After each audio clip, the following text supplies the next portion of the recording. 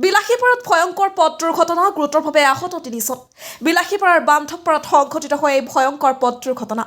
জানিব পৰা মতে তীব্ৰবেগী মটৰচাইকেলে মহতিয়াই দিয়ে চাইকেল আৰোহীক। বিলাসীপাৰাৰ বান্ধৱপাৰা একমখণ্ড গাঁৱৰ ৰাজ্যিক ঘাইপথত সংঘটিত হৈছে এই ভয়ংকৰ পথ দুৰ্ঘটনাটো।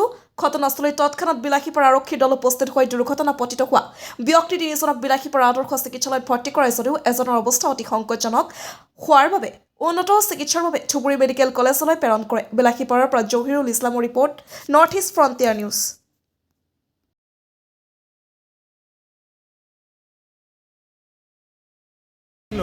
ওলোৱাৰ পিছত মানে এটা বাইক আহিল, অহাৰ পিছত বাইকটো 50+ স্পীড আছিল।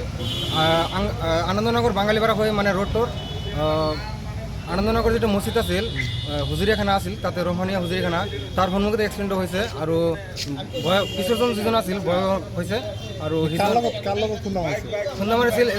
এজন মানুহ মানে ভিলেজৰ পৰা গৈ থাকোঁতে চাইকেলৰ লগত খুন্দা মাৰিছিল আৰু ৰাস্তাৰ কাষতে এটা বেৰা আছিল, বেৰাটো ভাঙি চিনে মছজিদৰ সন্মুখত যাই পৰিছিল আৰু চাইকেলৰ লগত বাইকত খুন্দা লাগিছিল। বাইকত কেইজন আছিল? বাইকত 2জন আছিল। 2জন শুনামতে ডিব্ৰুগড়ি হয় ল'ৰাজনৰ ঘৰ আৰু ক'ত আছে এতিয়া বিলাসীপাৰা হস্পিটেলত অনা হৈছে। এজনৰ অৱস্থা কেনেকুৱা?